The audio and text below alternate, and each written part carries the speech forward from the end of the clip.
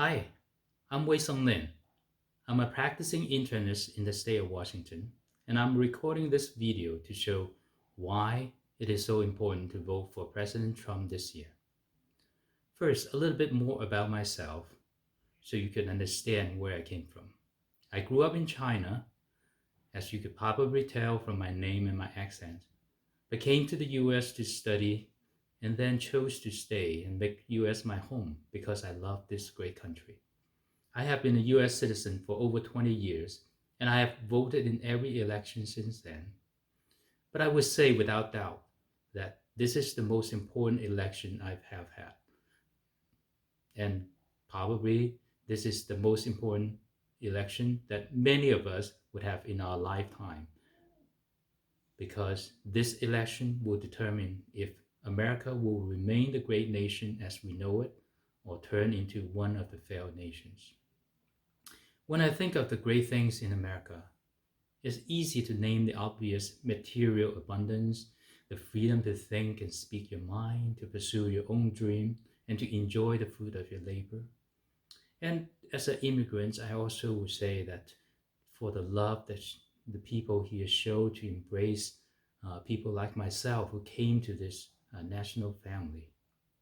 But under all these great signs of greatness we see is the foundation of goodness in a national identity, which I will summarize as the three C's: Christianity, Constitution, and capitalism.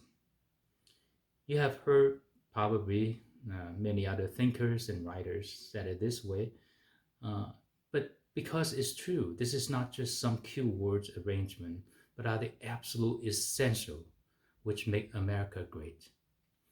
I know how precious they are because I came from where there's none of these, and that made the other country where I come from how it is. Let me expand them a little bit more. Christianity means the biblical morality and God's blessing from above. The Mayflower sailing almost exactly 400 years ago to North America in search for a land with religious liberty, and eventually, with many others aiming for the same goal, led to the birth of this nation, founded on the principle that all human beings are created equal. Now, even though US was not established expressly as a theocratic nation, biblically based morality has been woven into the fabric of our national identity. When I travel to any older American city or town, I always see the church and the courthouse in the center of the town square.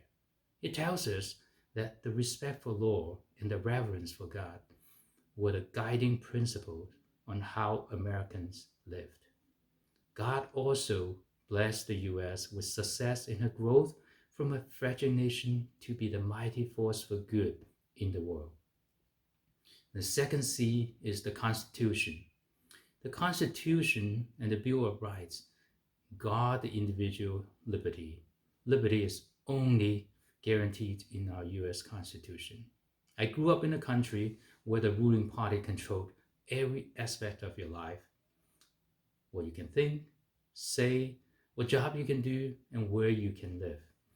At the time when I finished middle school after the death of Mao, we got a little bit of limited liberty in terms of financial freedom and the ability to get into university, but any freedom could be removed by the Communist Party when it feels threatened by the free people, like it is happening in Hong Kong now and also to the Uyghurs.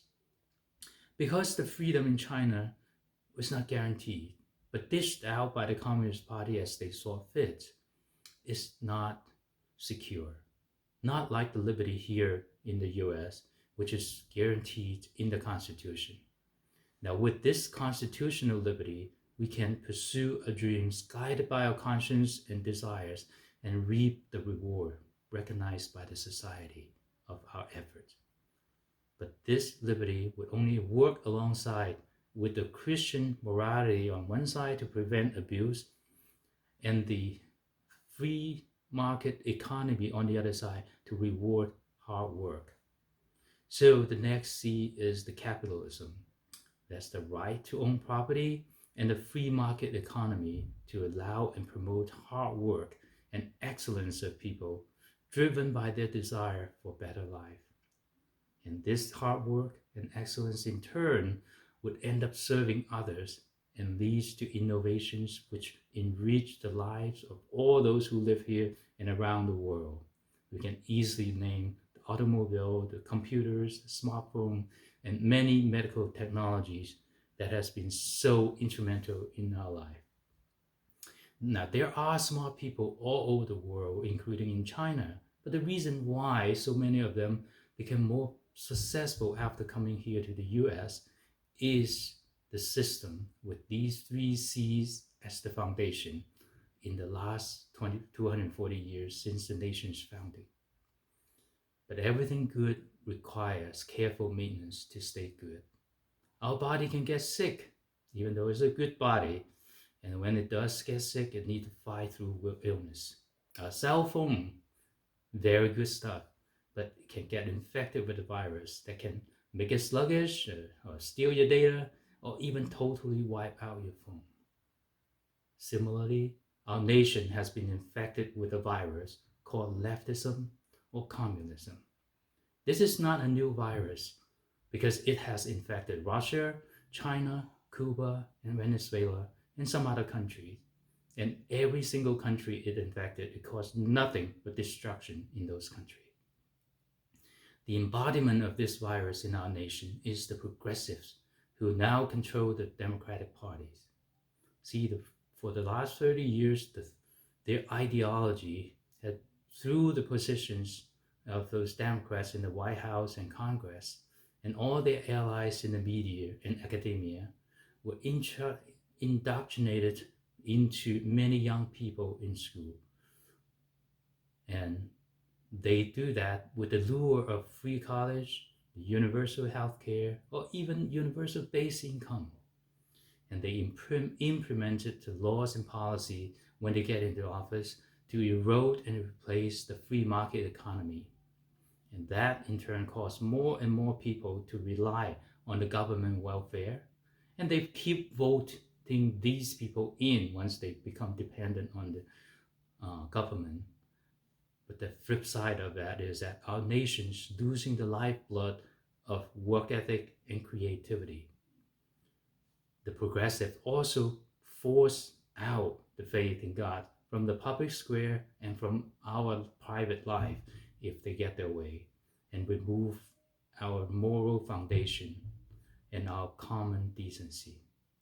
So even when there were Republicans in the offices, I'm not saying that all 30 years only Democrats were in office, and there are also others in academia who oppose these communism takeover, but their voices are usually quickly drowned out by the massive noise in the mainstream media and in the social media, calling them all kinds of names like racist, sexist, or xenophobe, or any kind of other phobes.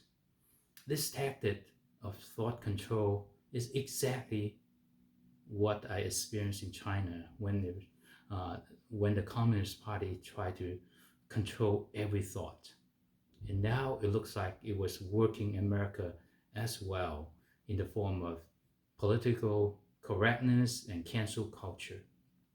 This was working until 2016, when enough people saw the fighter in a Washington outsider, then presidential candidate Donald Trump, as the champion capable of taking on this massive leftist movement in order to return our nation to the people, to the three C's, so that America can be made great again.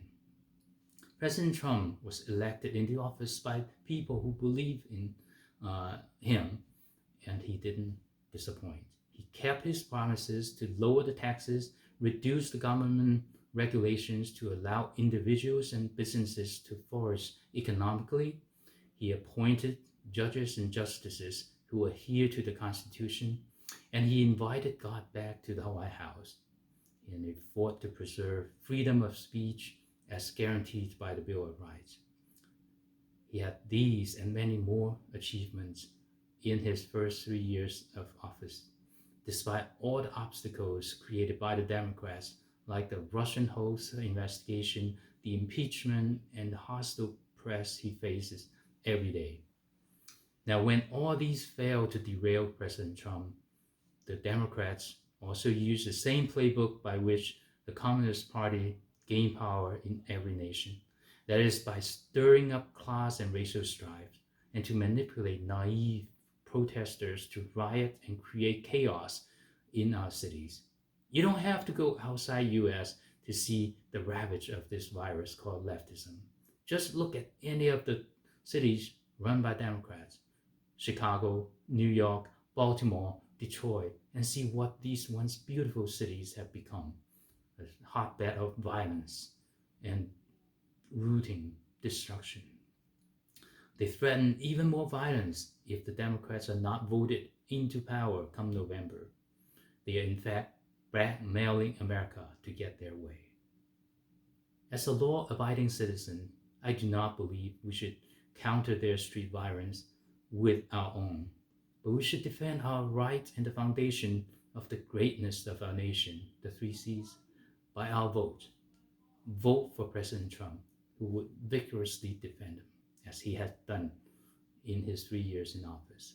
If we give in to the lure of free stuff or the blackmail of violence by the Democrats in this election, our nation will quickly lose all these characters which made her a great nation and get sickened by the virus of communism.